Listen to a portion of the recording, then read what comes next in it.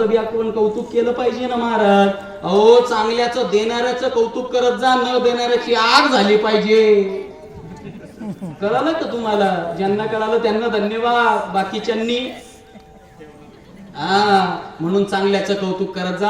आणि माझी विनंती असेल, प्रत्येकाने आपल्या परीने थोडं सहकार्य केलं पाहिजे, प्रत्येकाने आपल्या परीने मदत करत जा.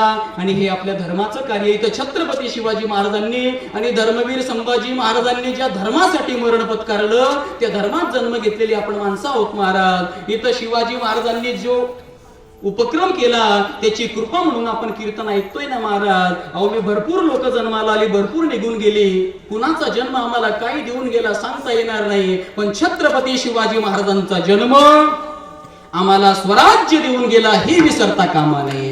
हे स्वराज्य मिळालं असेल तर ती छत्रपतींची कृपा आहे. मी सांगेल, बायकोसाठी मल बांधणारे तेव्हाही होते, आज येत उद्याही मिळतील. जरा लक्ष देऊ नाही का? बायकोसाठी मल बांधणारे तेव्हाही होते, आज येत उद्याही मिळतील.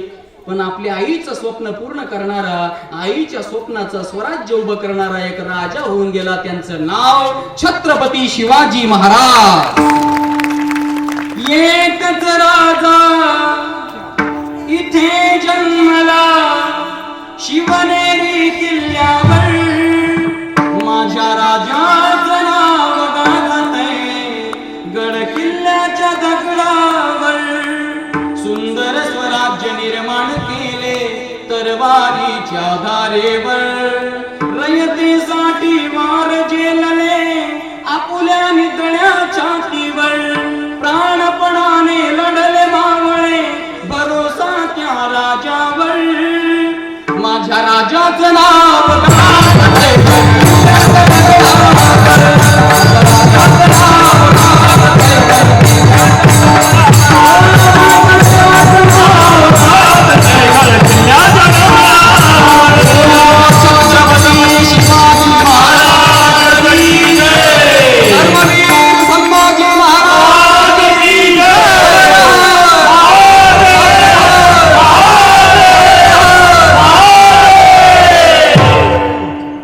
चेतनेनं तुम्ही जाग व्हा.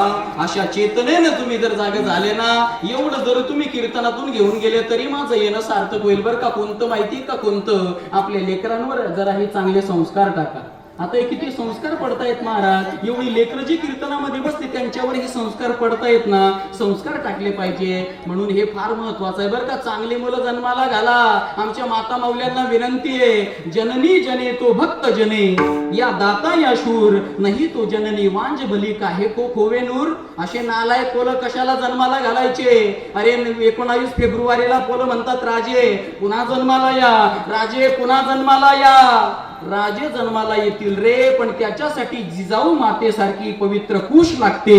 त्याच्यासाठी चांगले संस्कार टाका, तरच तुमचं भलं होईल. अन्यथा त्याचा परिणाम सुद्धा तुम्हाला भोगावा लागणार. कोणता परिणाम? पिंगळा नावाचा परिणाम आहे. आता तुम्हाला पिंगळा मी देणार आहे बरं का. ज्याला वाटत असेल बसून बसून कंटाळा आला असेल, पाय दुखत असतील, त्याने प्रत्येकाने असं मस्त नाचू शकता बरं का. आमचे चोपदार आहेत बरं का, यांना बी जर आपण मोकळं करू आता बरं का. ज्यांना आमच्या पोरांना वाटत असेल राजांसाठी आपल्याला नाचायचंय, ते नाचू शकता बरं का. पण त्याच्या अगोदर आपण थोडंसं भजन करू विठोबाचं, आणि मग नंतर पिंगळा घेऊ बरं का.